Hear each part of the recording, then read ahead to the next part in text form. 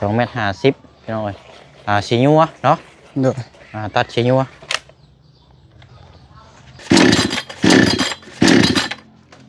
บอกว่ามันสิตายแต่ใช่ระบบน้ำมันน่ะใช้แล้ว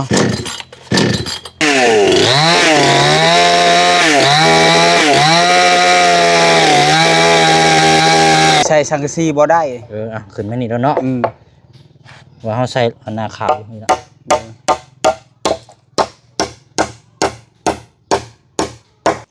มันบ่ถึกแล้วสิตอกแบบนั้นโอเคสมเฮาก็ตายรอนละต้มหนักได้นักตัวนี้เนาะโอ้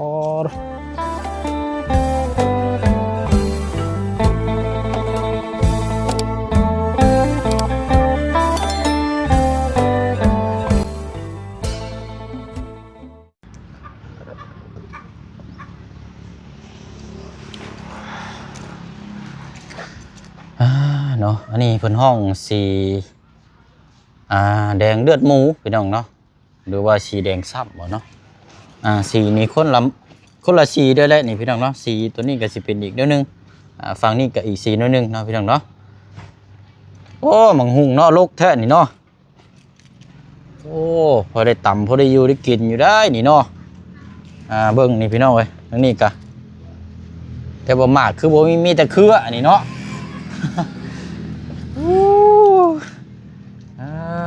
เอาตัดภาพมาพี่น้องเนาะอยู่ข้างหลังพี่อันนี้เนาะโอ้ยทางหนุ่มโสดเฮาเนาะยามได้สิได้เมียนี่เฮ้อบอกอ้ายแน่สิได้ย่ำฮะเอามาพี่กันมือได้สิได้ย่ำนางงัวนี่จังมือได้ สิได้ย่ำนางงัวอ่อนนี่พี่น้องเนาะโอ้ยเอาอีกบ่เฮิงเนาะคันสิว่ากะฮอดมือมันก็จังว่ามือพี่น้องเอ้ยอีกบ่ล้นบ่นานหรอกพี่น้องเนาะทางน้องเพิ่นก็อาจจะมีอยู่ในจิตในใจก็เป็นไปได้เนาะเรื่องคู่ครองเรื่องผู้เสพผู้สาเพราะว่าก็คนรออยู่แล้วพี่น้องเนาะเราจะว่าเราเลือกบ่จักเนาะก็บ่เห็นมีผู้สาวรอคืองัวนี่ เอาสนอพี่น้องนะกับมื้อนี้เฮามาเปิดภาพนี่มาอยู่ห่มกุกขางกุกขามเนาะเพราะว่าอยู่นี่ก็บ่ได้มาเปิดภาพนานแล้วพี่น้องเนาะก่อนจะเข้าไปหน้าเวียกงานสำหรับทางห้องครัวที่เฮาเบิ่งน้ำกันเมื่อวานนี้เนาะพี่น้องเนาะมื้อนี้ก็มาต่อมาเบิ่งน้ำกันอีกจักเด็กจักน้อยเนาะคอยเฮ็ดคอยประกอบประดับประดาไปเนาะพี่น้องเนาะเอาเนาะพี่น้องเด้อเนาะกราบสบายดีและสวัสดีพ่อแม่พี่น้องน้ำกันเบิดสู่ขู่สู่คนพี่น้องเนาะพบเจอกันอีกคือเก่าคือเดิมเนาะตอนแรกนี่ว่าสิเข้าไปเปิดคลิปอยู่เพื่อนน้องอ่อนพี่น้องเนาะพอดีว่าเงยหน้าขึ้นท้องฟ้ามาอีกแล้วพี่น้องขึ้นฟ้าขึ้นฝนปล่อยปลายลงมาย่านมันตกห้ำเข่าพี่น้องเนาะอยู่ในหลังรถบนเชียงนี่พอดีว่ามีข้าวสารจำนวน1 กระสอบเนาะอันนี้จากทางเมใจดีเนาะอยู่ทางประเทศนอร์เวย์พี่น้องเนาะเพิ่นได้ฝากเงินมานี่ให้ทางผู้เชี่ยวนี่ซื้อข้าวสารมาฝากทางน้องซอนเนาะแม่เพิ่นก็ขอชื่นชมเนาะก็คือว่าน้องเพิ่นนี่เป็นคนเสมอต้นเสมอปลายเป็นคนเสมอต้นเสมอปลายเนาะยามมีเวียกมีงานก็ซอยตลอดนะพี่น้องเนาะก็บ่ได้ว่าเป็นคนแบบว่าดีกพุ่นดีกพี่นะแม่เพิ่นก็เลยมักพี่น้องเนาะก็เลยฝากเงินมาและซอยให้ทั้งน้องสอนและพี่น้องเนาะเป็นข้าวจำนวน1 กระสอบนะพี่น้องเนาะมีแต่ว่ากะอะไรพี่น้องเนาะทางบ่เสียงกะขอบคุณขอบใจขอบคุณทางแม่น้ำหลายๆเด้อเนาะทางแม่เพิ่นก็ซอยทางเคสน้องพลักน้อยน้ำแน่เนาะพี่น้องซื้อข้าวต้มขนมน้ำแล้วก็พร้อมมอบเงินให้ทางอาเจืองไว้ซื้อไก่มาเลี้ยงเนาะแต่ว่ายังบ่ทันได้เลี้ยงอยู่พี่น้องยังเวียกงานยังบ่ทันได้แล้วทั่วแล้วกับพี่น้องเนาะเอาเดี๋ยวเฮามาเอาเข้าลงไปไหว้ก่อนพี่น้องเนาะแล้วก็จังไปเบิ่งหน้างานน้ำกันเนาะทั้งห้องครัวและพี่น้องเอ้ยน้ำกันมือเล็กมือหน่อยเนาะแต่ว่าทางน้องซอนนี่น้องเพื่อนนี่ลุยก่อนแล้วพี่น้องเอ้ยจักสิจำไรแล้วเดี๋ยวไปเบิ่งน้ำกันเนาะพี่น้องเนาะไปเดี๋ยวโอเคแม่เราพี่น้องย่านฝนตกมาเลยมันจะเปียกเนาะเฮาก็ได้เอาอันนี้ก่อนโอ้ดึงไหมล่ะโอเคพี่น้องเนาะเดี๋ยวดึงมาข้างๆนี่ก่อนก็ได้ช้อน โดย เอียงมานี่ก่อนก็ได้อาสิขอถ่ายรูปไหมเฮ็ดเอียงนั่นแหละโอเคเอานมมือให้เนี่ยหน้าใสแท้นี่ใส่ครีมยังนี่ น่ากินเลย เอายิ้มก่อนจ้ะ1 2อย่างเดียว อย่าพึ่งหัวมันบ่ได้ภาพงามได้ เอาไว้ผ่า ตั้งใจเด้อหรือว่าเนาะเอานิ่งๆเด้อนี่พี่น้องเอา1 2 3โอเคโอ้นิ่งพอป่ะบานนี้เอาอันน่ะเอาเข่าไปไว้แล้วจังฝากของมุกขอบใจเพิ่นแม่เพิ่นอยู่พุ่นก็ได้เนาะ โดย ไปละไปไปได้ก็ได้มาอาจารย์ฟ้าฝนตกเลยเอาใช้เข่าทั้งไร เมียนรูปก่อน เอาไว้ของครัวก่อนบ่ โดย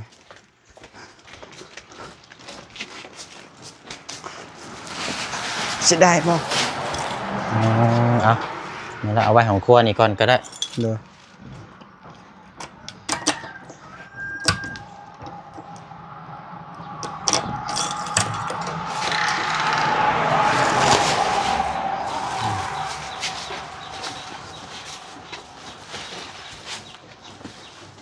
โอเคเอาโอ้เนาะของครัวหนุ่มโสดเนาะได้ยังจะกินอ่ะนะนี่ได้ขนาด หน่อไม้ ต้มเนาะอาบังโอ้ยหน่อยเมื่อยเลยเนาะ เอาแซ่บเลย เจ้าว่าเฮ็ดเอง เฮ็ดเองกินเอง แกงเองคิดกินเอง โดย เนาะ สบายเนาะ มีคนเดียวเลยเนาะสบายดีนี่ผู้พื้นดัวกะเจ้าบ่มานี่กะ โดย ซ้ำชิจุเนาะ โดย ติ่มอยู่จุเนาะไปวันนี้เฮาไปเบิ่งหน้าเวียงงานอยู่เพื่อนน้องออนพี่น้องเอ้ยพอละเนาะเดี๋ยวพบเจอกันพูดคุยนำกันไม่ยังอันนี้เฮ็ดแล้วเนาะ โดย โอ้โถพี่น้องเอ้ยลงมือก่อนเลยอันนี้เนาะอันนี้แล้วนี่เนาะโอเคฉันเนาะเอาพอดีว่าโอเชียงเอาตลับเม็ดแต่ว่าตลับเม็ดอันนี้แหละมันเอาหานกลางดึงไปเลยก็ได้ดึงไปสุดปูนดึงไปสุดก่อนมันจังเม็ด 5 เม็ด ฮะ 5 เม็ด 5 เม็ดก็ได้อยู่2 เม็ด50เนาะ โดย หาร2อันนี้2 เม็ดมี2 เม็ด50อยู่นี้หาร2เอาซะโอเคพาดละเดี๋ยวละข้างหน้าก็อันนี้ม้วนไปเลย2 เม็ด50พี่น้องเอ้ยสีนัวเนาะ โดย ตัดสีนัวก็ทุกทั้งน้องอ่อนนี่บ่ได้อยู่เนาะ โดยเราไปขายหน่อไม้อยู่เวียด โอ้ขยันนี่ดีนี่กดดอกนี่เนาะยังได้อยู่บ่อันจักเจ้า ได้อยู่ สหัสละมีแต่เฮา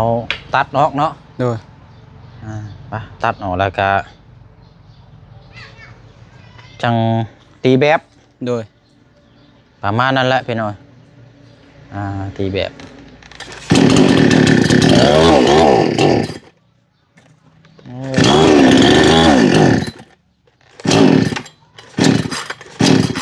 มันสิตายแล้วบ่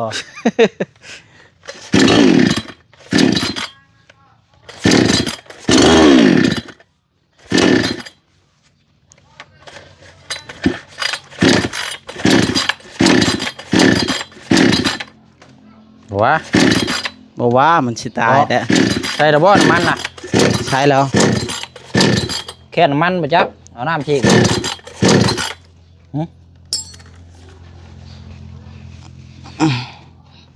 สงสัยแค่นแล้วนี่อันน่ะยาวนี่2 เมตรเนาะเนาะ โดย กว้างนี่ได้ บ่ฮู้แหละ มีแม่แตกอีก2 เม็ดก็พอเนาะ ก็สิประมาณนี่แหละ2 เมตรนี่แหละผมยาวนะ โดย ยาว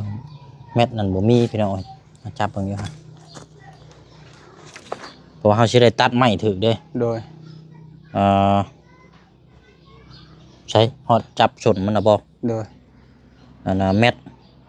70 1.70 1.70บ่ฮอด2เมตรครับ โดย ได้อยู่หรอกนี่ก็เนาะ ง่ายง่ายอีกหน่อยหนึงก็ได้ 1.70บัดนี้เฮาตัดไม้อันนี้คมกว้างมันสิซื้อพี่น้อง โดย บ่แล้ว ความกว้างไปสุดไปพุ่นเด้ บัดบ่แล้วเฮาจังอันนี้ก็ได้ตัวนี้นะบ่ได้จังตอกน้ำลังก็ได้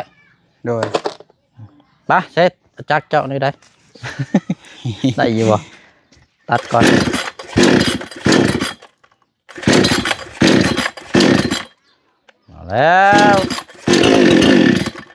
เอาแล้วจะต้องให้มันให้ได้เครียดบ่บ่ไหลเลย ยังลาย อ่า มันสิตายแล้วบ่งมันตัดได้อันแล้ว บ่เจ้าก็น้องเพิ่นลุยเข้าคนพี่น้องมันฮ้อนบ่จักสอน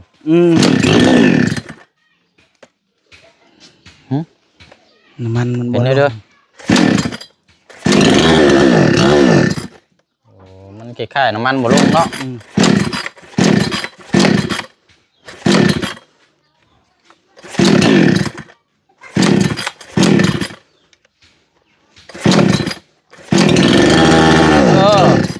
เอาโอ้ยกันเลื่อยตัดมือนี่มีใครอยู่เนาะมันบ่มี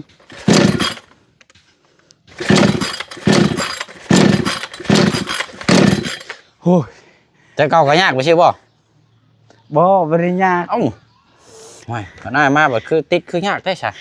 ก็บ่ฮู้คือกัน โก้ยแบบนี้สิบ่ได้ไปซื้อเลื่อยเงาะมือมาดึงจะบอก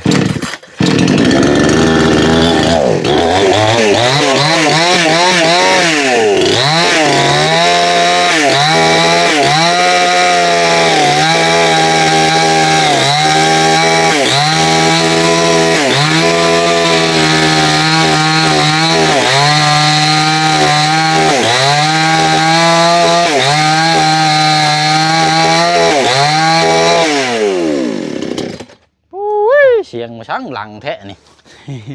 บอกโหดโพได้แล้วบ้านหานได้แล้วตอกตอนนั้นเนาะสอนตอกตัวนี้ออกก่อนเอาไว้อันตอกใช้ข้างหลังครับโดยเอาออกก่อนก็ได้ไหมนะคอนตีโอ้มุมภาพกระสันมืดเนาะใช้คอนตีอยู่ใช้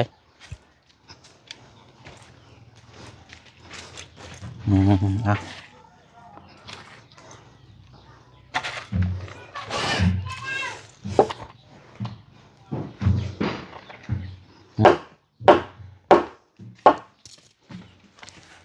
ไงวะมาพี่มากันใช้บางไงสิต่อ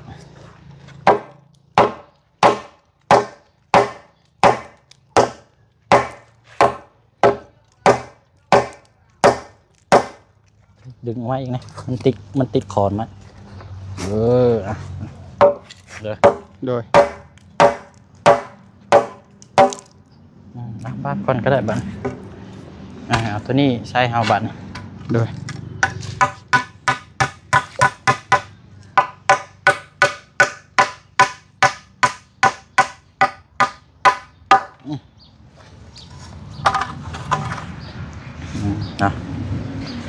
ใช่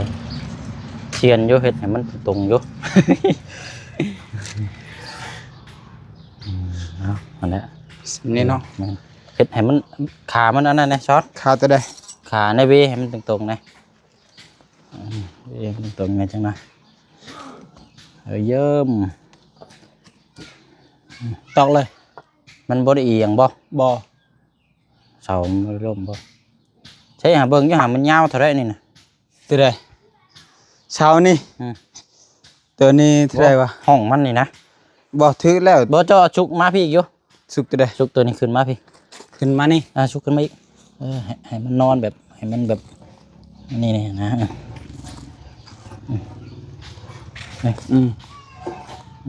นี่แหละคอหน้ามันนี่ข้างหลังเนี่ยบ่สำคัญอะไรหรอกเนาะว่ายันผลอันนี้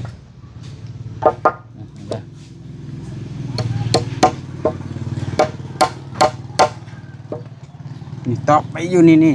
เออ โอเคเนาะครับ เดี๋ยวสิใช้สังกะสีบ่ได้ ขึ้นมานี่แล้วเนาะ ว่าเฮาใส่อันหน้าขาวนี่ล่ะ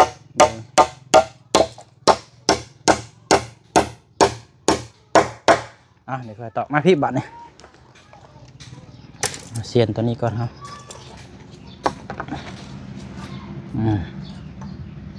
มานี่แหละ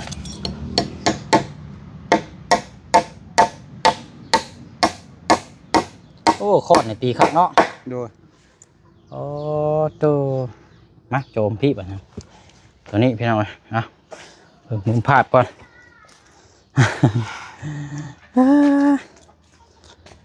สิรอดบ่เนาะ อายุเห็ดแปลอะไรเห็ดมือเล็กมือน้อยเนาะ มีแต่คนบ่เป็นหมด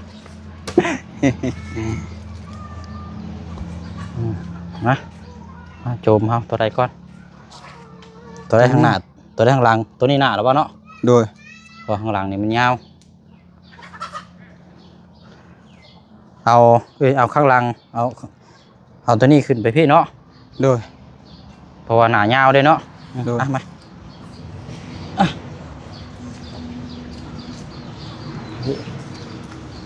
ห้องกระโดดโอเคตัวนี้บัตรจะถึงแล้วบ่ได้เขาจังหันหน้าใช่เด้ โดยเบิ่งก่อน หันหน้าประกบใช้กันเนาะ นี่หันหน้านี่ตัดตัวนี้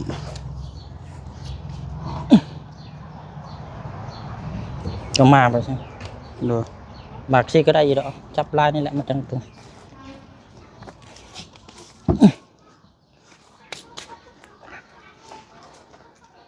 หาสิตอกแบบเก่านี่มันยันมันบ่ได้เด้อ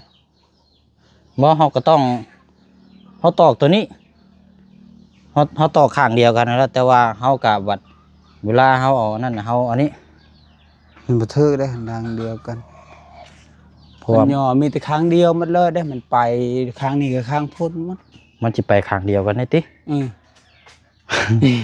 เดี๋ยวเด้อ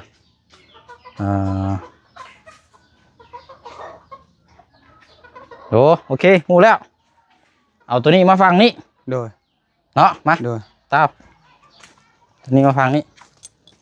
มันบ่ถึกแล้วสิตอกแบบนั้น โอเค สิเฮาก็ตายละวันละ ต้ม หนักได้ นักตัวนี้เนาะโอ้ มันเป็นแกน ชุบขึ้นไปอีกชุดอุ่นเพียงมันพอแล้วพอได้ห้องไว้ก่อนลม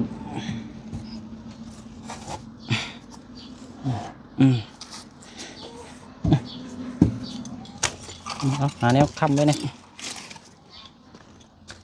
สิลมไปห้องไปใช้ชุบมายังไงสิลงทางนี้เลยนี่จะเบิ่งบามันผุดช้อนเบิ่งบามันผุด โดย บ่ ได้แล้ว โอเค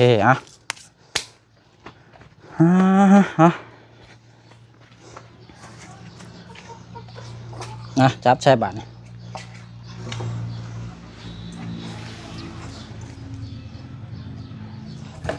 นายนี่บ่ โดย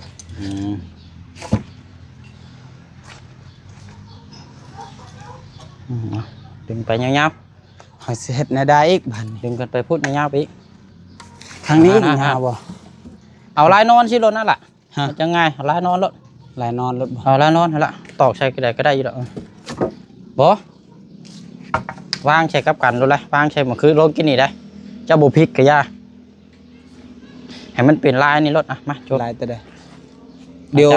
ตะปูมันสิออกเด้แบบเฮาสิขึ้นถึงแน่เด้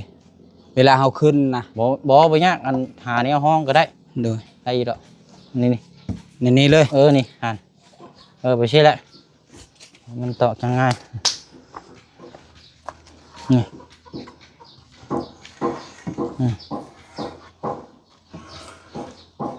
รัด แท็ก มา ก่อนจักเส้น แทกอยู่ เส้นเม็ด ประมาณคืบหนึ่งเนาะ โดย ใช้มือเราได้พี่น้อง ตอกเข้าไปบ้าน เอ้ยมาคนอีกอยู่ไส นี่ เฮ็ดคักๆได้จังน้อยเฮือนลม เอาครึ่งเด้อ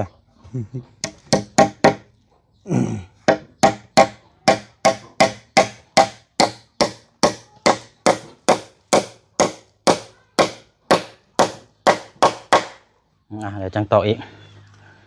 มาทางนี้ครับบ้านคันไม่มีเรือยังว่าเกียนเนาะ โดย นี่ต่อเลยจะเอา เกียนตัดนี่มันจังบ่โผล่ออกมา มันแก้นนั่น ฮะ แก้นมันเป็นแก้น ฉันมันก็สิมูเด้นี่ บ่ บ้านเฮาใช้ไม้มันสังกะสีบ่วิดเด้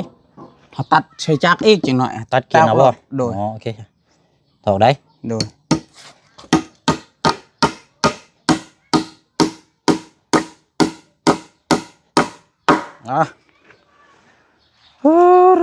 เดี๋ยวจังตอกซ้ำอีก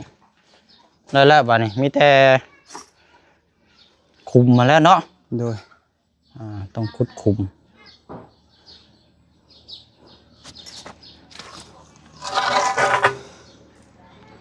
นี่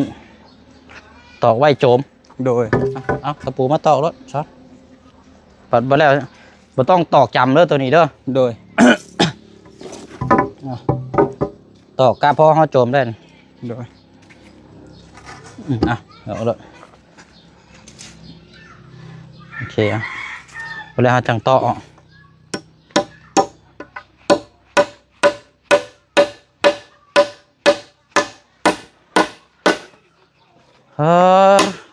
ฮ้อนพี่น้องเอ้ย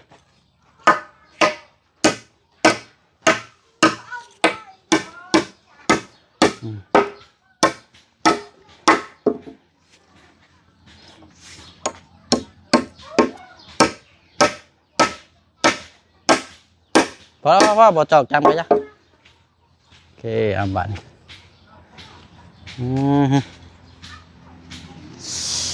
มีแต่ว่าเขาโจมหมอก้อนเนาะ โดย โจมหมอก้อน ตั้งเลยก็ได้นะ ฮะตั้งอยู่แต่ว่าหักสีนั่นละ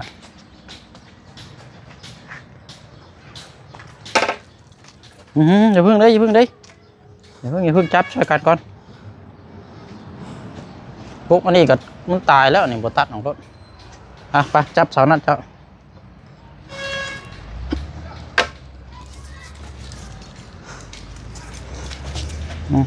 รวมก่อนจมบุกดินก่อน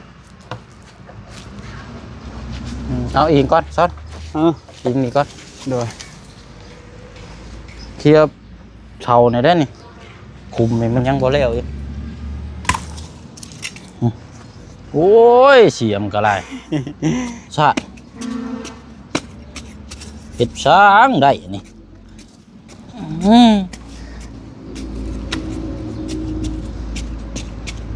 ลมอยู่บ่นี่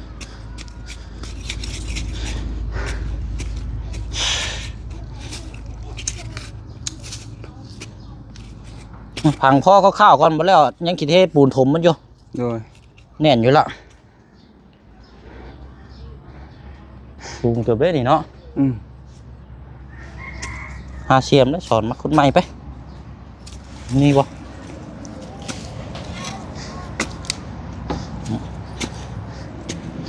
ต้องเห็ดเลิกๆไว้รถคุมนี่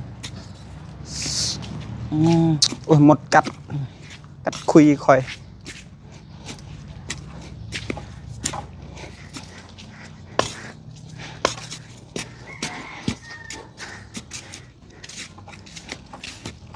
เจ็บอีหลีหมดนี่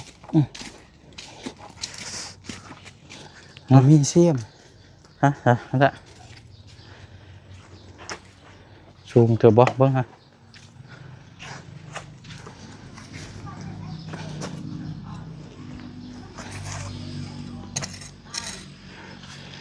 ชูงได้ดีเนาะ ชูกนั่นแหละสบายแบบมันบ่ได้ฮอนเด้ ปะ จุภัยเด้ ปะโจมใช่โจมใช่ด้วยบ่หรือว่าอันนี้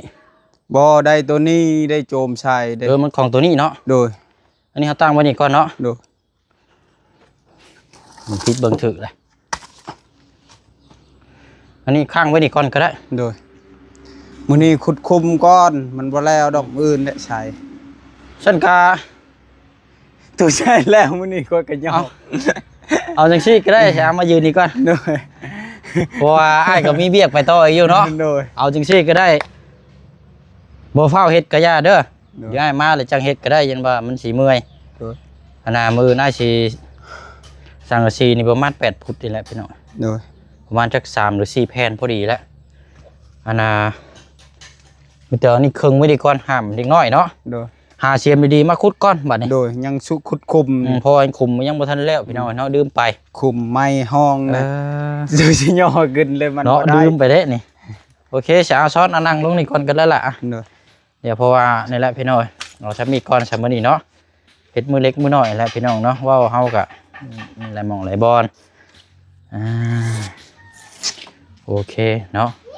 มื้ออื่นจังมาต่อนํกันเลยพี่น้องเนาะได้กินโคงห่างแน่นอนมื้ออื่นนี่ โดย มีแต่ว่าฝากขอขอบใจทางเมใจดีอยู่ประเทศนอร์เวย์น้องๆเด้อเพิ่นมาซื้อประสงค์ออกน้ำเนาะ โด ที่ ย เปิด ขอบ ซอ ใจ ย ละลายเด้อทาง